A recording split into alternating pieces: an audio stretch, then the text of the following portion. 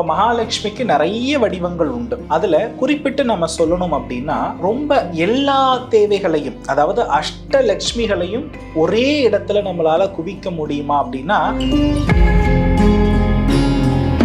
செல்லியம்மன், மாரியம்மன், இப்படி எல்லாம் பெண் தெய்வங்கள் உண்டு இல்லையா? இவங்களை வருடத்திற்கு ஒரு முறை முளைப்பாரி தன் வீட்டில் வளர்த்து அதை தலையில் தூக்கி கும்பி அடித்து வழிபாடு செய்யறதை நம்ம கவனித்திருக்கிறோம். அந்த பானையில வச்சு எடுத்துட்டு போவாங்க இல்லையா? இது சதய நட்சத்திரத்தை குறிக்கக்கூடிய வழிபாடு. இது என்ன அப்படின்னா, நீங்க நல்லா கவனிச்சு பார்த்தீங்கன்னா தெரியும், இன்னைக்கு எல்லாம் அதை ஏதோ கலாச்சார கெடுன்னு நினைச்சுக்கிறாங்க. ஒரு காலகட்டத்துல நமக்கு ஜடைப்பெட்டி, ரோஜா இதழ் மாலை, கையில் பூங்கொத்து இல்லாத திருமணமே இல்லை. இன்னைக்கு கையில் அந்த பூங்கொத்துன்ற ஒரு விஷயம் எங்கேயாவது கவனித்தது உண்டா நீங்க? இல்ல. அப்போ இதெல்லாம் காரணம் என்னன்னா, சனிக்கிழமை, பஞ்சமி திதி, சதய நட்சத்திரம், ஜனவரி 4. அப்ப கரெக்டா கவனிச்சு பார்த்தோம்னா சனியுடைய ராசியில தான் சதயம் இருக்கு. அது சனிக்கிழமையே வருகிறதா? வீட்ல இருந்து நைவேத்தியம் நம்மளே செஞ்சு எடுத்துட்டு போய் சுவாமி கொடுக்கறதுனால நமக்கு இன்னும் பவர்ஃபுல்லா இருக்கும்.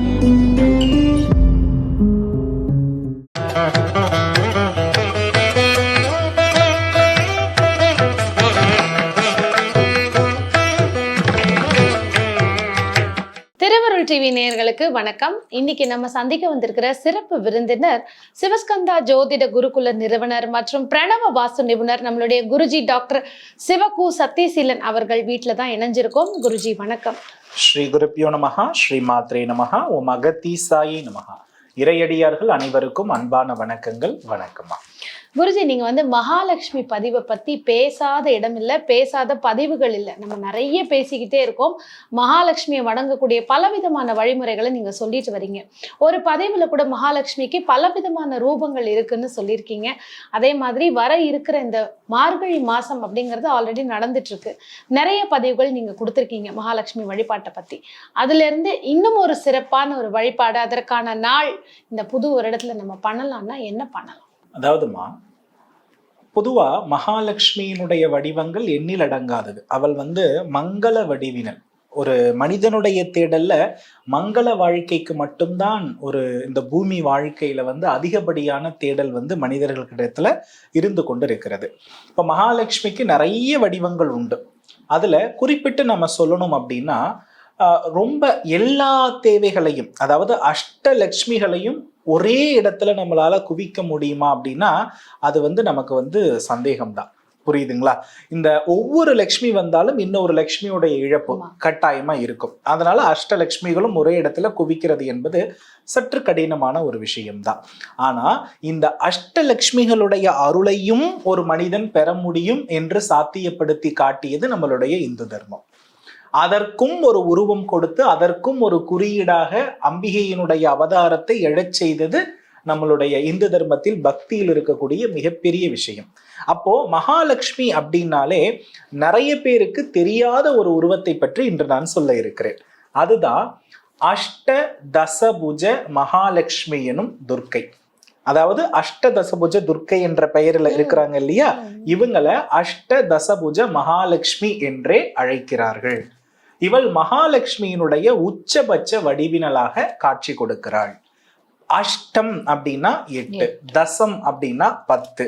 ஸோ 18 கரங்களோடு அம்பிகை காட்சி கொடுக்கக்கூடிய பிரம்மாண்டமான திருமேனி, நம்மளுடைய தேவைகள் அனைத்தையும் நிறைவேற்றக்கூடிய அதர்வன நிலையில் இருக்கக்கூடிய திருமேனியாக இருக்கிறது. பொதுவா வேதத்தில் 4 உண்டு. ரிக், யஜுர், சாமவேதம் அப்படின்னு நம்ம சொல்லுவோம். அதற்கு பின்பு அதர்வன வேதம் வரும். இதுல பாத்தீங்க அப்படின்னா, இந்த ரிக் அப்படின்னு நம்ம எடுத்துக்கிட்டோம்னா இது மிதுன ராசி சம்பந்தப்பட்டு செயல்படும்.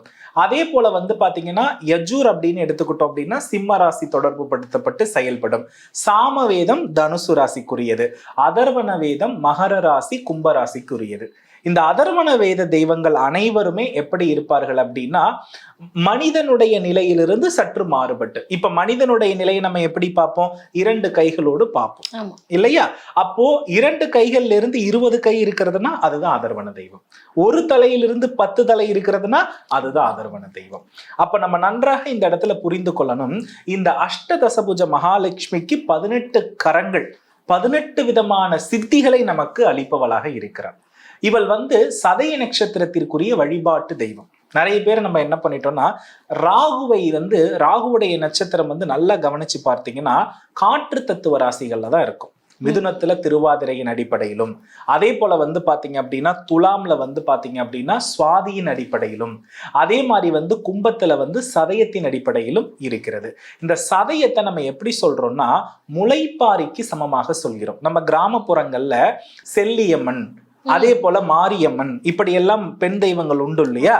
இவங்களை வந்து வருடத்திற்கு ஒரு முறை முளைப்பாரி தன் வீட்டில் வளர்த்து அதை வந்து தலையில் தூக்கி கும்பி அடித்து வழிபாடு செய்யறத நம்ம கவனித்திருக்கிறோம். அந்த பானையில வச்சு எடுத்துட்டு போவாங்க இல்லையா? இது வந்து சதய நட்சத்திரத்தை குறிக்கக்கூடிய வழிபாடு. இது வந்து என்ன அப்படின்னா பாரம்பரிய நோய் தீர்க்கக்கூடிய முதன்மையான நட்சத்திரத்துல சதயம் முதன்மையானது.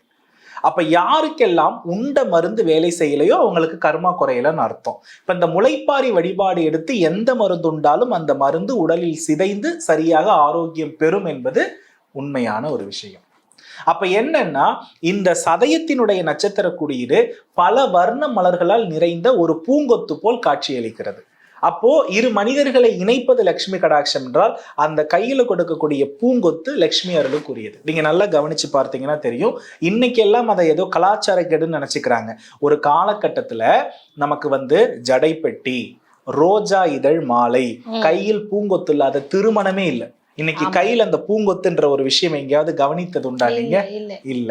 அப்போ இதெல்லாம் காரணம் என்னன்னா அந்த சதய நட்சத்திரத்தை விருத்தி செய்யறதுக்கு மட்டும்தான். அவர் தான் வந்து பரம்பரையில் அடுத்த கட்ட ப்ரமோஷன். ஏன் அந்த இடத்துல அது கொடுக்குறாங்கன்னா ஒரு மனிதன் வந்து சந்நியாச நிலையிலிருந்து கிரகஸ்த நிலைக்கு மாறுகிறான். அப்ப ப்ரமோஷனை சொல்றது 11ஆம் பாவம். அதுல இருக்கக்கூடிய சதய நட்சத்திரம் தான் கையில கொடுத்திருக்கிற பூங்கொத்து. கதம்ப மாலை, கதம்ப மலர்கள், இது எல்லாமே சதய நட்சத்திரத்தை குறிப்பதுதான். அப்ப இந்த இடத்துல வந்து எல்லா விதமான லட்சுமிகளையும் ஒரே வடிவில் இணைத்து கொடுப்பதுதான் இந்த சதய நட்சத்திரமும் இந்த அஷ்டதசபுஜ மகாலட்சுமியும். அப்போ முளைப்பாரி வந்து சாதாரணமா ஒரே தானியத்தை வச்சு விட மாட்டாங்க. பலவிதமான தானியங்களை ஒன்றாக்கிய முளைப்பாரியா தான் அது என்ன பண்ணும்னா இருக்கும். அப்ப இதுல இருந்து நம்ம என்ன தெரிஞ்சுக்கணும் அப்படின்னா, இந்த மார்கழி மாதம் நடைபெற்று கொண்டிருக்கக்கூடிய இந்த காலகட்டத்தில் அவளுக்கு உரிய இந்த மார்கழி மாதத்திற்குரிய மிக முக்கியமான வழிபாடுகளில் இந்த அஷ்டதசபுஜ மகாலட்சுமி வழிபாடும் ஒன்று.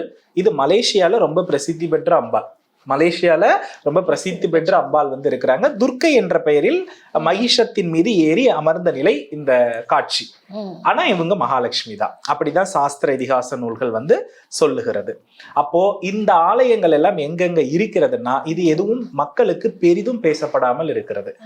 இந்த அம்பாள் வந்து மேக்சிமம் நின்ற நிலையில் தூண்கள்ல காட்சி கொடுப்பதுதான் அதிகப்படியான விசேஷங்களாக நிறைய ஆலயங்கள்ல, சோழர்கள் கட்டிய ஆலயங்கள்ல கண்கூடா பார்க்க முடியும். ஏன்னா இந்த சண்டி, மகிஷாசுர மர்தினி, காளி இதையெல்லாம் அதிகமாக வழிபட்டு பேர் பெற்றவர்கள் சோழர்கள் தான்.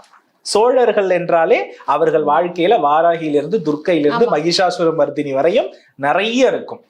அப்போ நம்ம கவனிச்சு பார்த்தோம்னா இது முதன்மையாக அதிகப்படியாக பாரம்பரிய நிலையில இருக்கக்கூடிய முதல் கோவில் கும்பகோணத்துக்கு அருகாமையில வைத்தீஸ்வரன் கோவில் கிட்டத்தட்ட தருமயாதீனத்திற்கு உட்பட்ட ஆலயத்தில் இந்த அஷ்டதசபுஜ துர்க்கை என்னும் மகாலட்சுமிக்குரிய சன்னதி இருக்கிறது.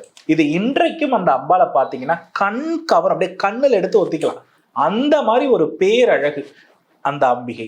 இரண்டாவதாக அடையார்ல வந்து பாத்தீங்கன்னா பத்மநாப சுவாமி ஆலயத்தில் பிரகாரத்தில் அம்பிகை என்ன பண்றாங்கன்னா வீற்றிருக்கிறார்கள். மூன்றாவது திருவண்ணாமலை கிரிவல பாதையில் வந்து பாத்தீங்கன்னா குபேரலிங்கத்திற்கு அருகாமையில புதிதாக கட்டியிருக்காங்க. ரொம்ப அழகா இருக்கிறது.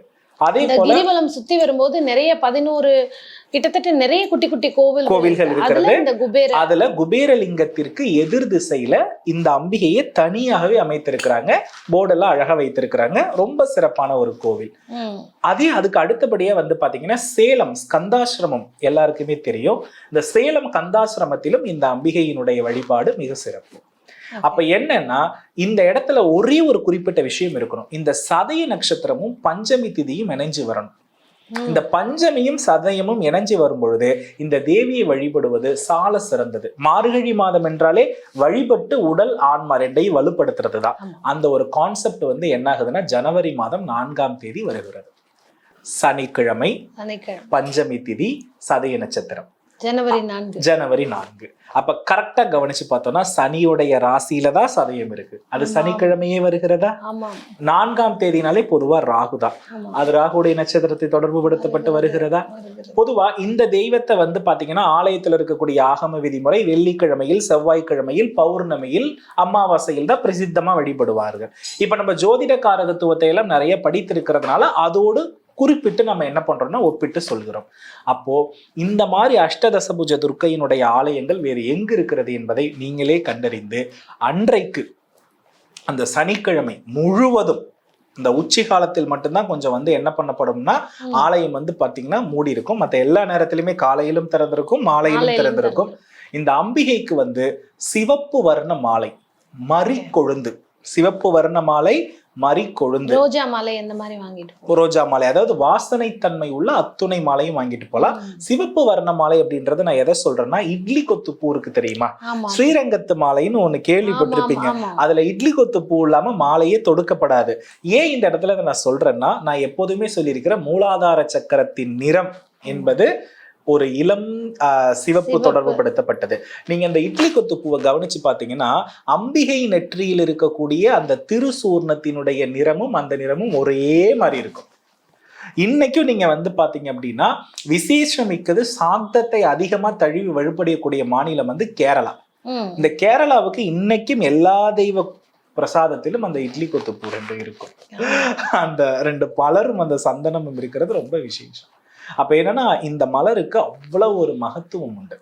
அதனால இந்த மலரால் தொடுத்த மாலை, இந்த மலரோடு நீங்க சம்மங்கி இணைத்துக் கொள்ளலாம், ரோஜா மாலை இணைத்துக் கொள்ளலாம், மல்லிகை பூ இணைத்துக் கொள்ளலாம், எல்லாத்தையுமே இணைத்துக் கொள்ளலாம். அதை இணைத்து அம்பிகைக்கு சாற்றுங்கள்.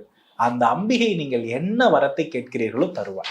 குறிப்பா இந்த பிறப்பு பயனால இந்த உலகியல் வாழ்க்கையில பொருள் தேவை எனக்கு சரியா இல்லையம்மா, இந்த உடல் பலகீனம் அடைந்திருக்கிறதம்மான்னு நினைச்சு அம்பாளுக்கு நெய்யும் மலரும் தானம் தந்து நெய் தீபங்கள் ஏற்றி அவளுடைய போற்றிகள் எல்லாம் அமர்ந்து தெளிவாக சொல்லி வழிபாடு பண்ணுங்க.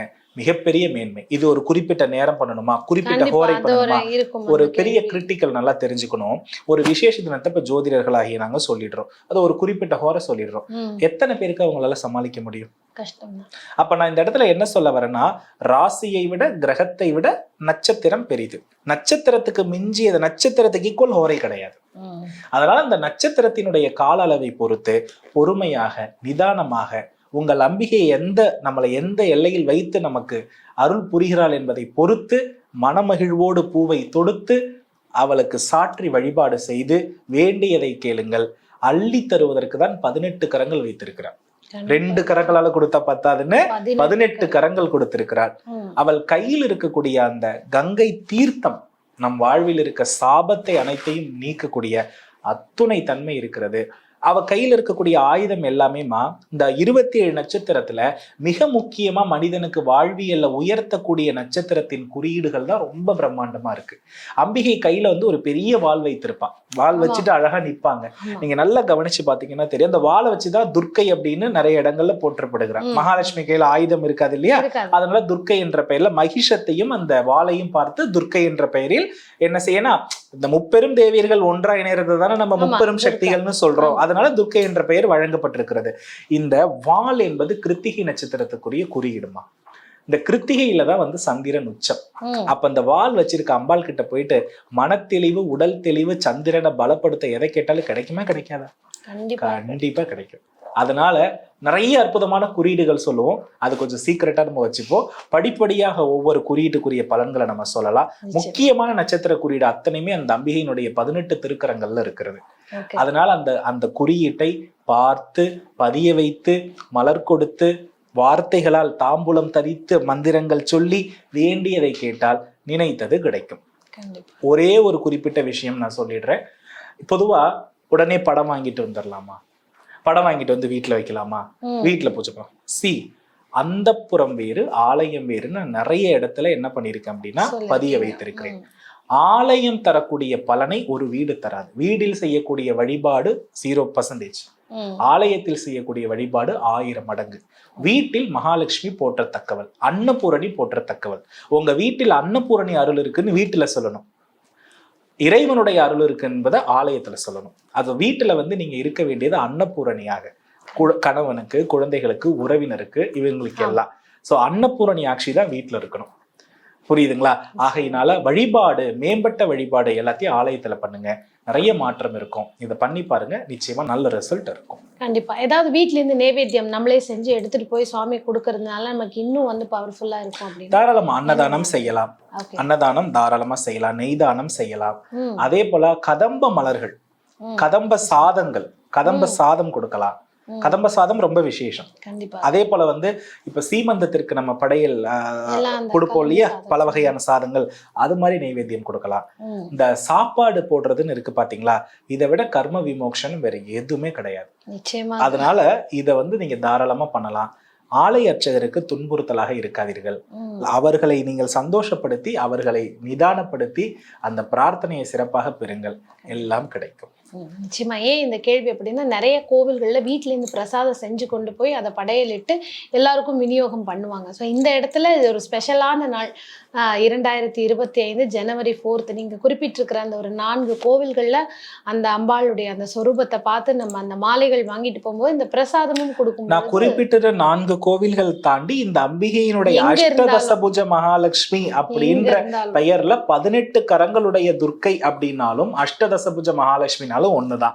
இந்த அம்பாள் எந்த இடத்துல இருந்தாலும் அன்று விசேஷம், நீங்க போய் வழிபாடு செய்யலாம். இது வந்து மக்கள் தேட வேண்டாம். நீங்க குறிப்பிட்டு ஒரு 4 இடங்கள் அழகா எல்லாமே தமிழ்நாட்டுல இருக்கு, நிறைய இடத்துல அவங்க இருக்கிறவங்களுக்கு போகிற மாதிரி சொல்லியிருக்கீங்க. ஏன் இது முன்கூட்டியேன்னா அது அவங்க அதற்கான புறப்பாடுகள் வேலை செஞ்சுக்கலாம், அன்னைக்கு போய் தரிசனம் செஞ்சுக்கலாம்னு பார்த்துட்டு இருக்க நேர்கள். இதே மாதிரி ஒரு வருடம் பூரா வந்து ஒரு மாசத்துல என்னெல்லாம் விசேஷமான நாள், என்ன மகாலட்சுமிக்கு போய் இந்த உகந்த பூஜைக்கான நாள், ஒவ்வொரு தமிழ் மாதமும் ஒவ்வொரு விசேஷம், இது எல்லாத்தையும் ஒரே சந்தால நீங்க வந்து குருஜியுடைய மாணவனா இருந்து கத்துக்க முடியும். அதற்கு ஸ்கிரீன்ல தெரிகிற நம்பர் கால் பண்ணுங்க. 2025ல நடக்கக்கூடிய எல்லா விதமான கிளாஸஸ்க்கும் ஒரே சந்தால சேர்ந்துட்டீங்கன்னா போதும். 12 மாதம் நடக்கக்கூடிய எல்லா சிறப்பு பூஜைகளும் லக்ஷ்மி வழிபாடும் எப்படி செய்யணும் அவருடைய கிளாஸ் மூலமா நம்ம தெரிஞ்சுக்க முடியும். அதே மாதிரி பிரணவ வாசனுடைய கிளாஸ் February 4லேருந்து 8 வரைக்கும் சென்னையில நடக்க இருக்கு. வாய்ப்பை தவறவே விடாதீங்க. நிறைய மாணவர்கள் ஏற்கனவே படிச்சவங்களும் திருப்பி சேர்ந்திருக்காங்க. நாங்க இன்னமும் கிளாரிட்டி தெரிஞ்சுக்கணும்னு புதிய மாணவர் சேர்க்கையும் நிறைய இருந்திருக்கு. நம்மளுடைய சேனல்ல ஏற்கனவே நம்ம பார்த்துருக்கோம் கிளாஸ் நடந்ததை. ஸோ பார்க்குறவங்க வாய்ப்பை தவற விடாதீங்க. நம்பருக்கு கால் பண்ணி உங்களோட பதிவை நீங்க வந்து பதிவு செஞ்சுக்கோங்க. நம்மளுடைய குருஜி கூட வாழ்க்கை பூரா நம்மளால பயணிக்க முடியும். நம்ம மட்டும் இல்ல, நம்ம குடும்பத்துல இருக்கிற எல்லோருமே வந்து அடுத்துன்னு சொல்லி குருஜியோட பதிவுகளை பார்த்து கேட்டு தெரிஞ்சுக்க முடியும். அழகான அற்புதமான ஒரு பதிவு கொடுத்துருக்கீங்க குருஜி. 2025லேயே ஃபர்ஸ்ட் எடுத்தோடனே மகாலட்சுமியினுடைய வழிபாட்டோட நம்ம வருஷத்தை ஆரம்பிக்கலாம். அருமையான பதிவிற்கு நன்றி. நல்லதுமா. வெற்றிவேல் முருகா.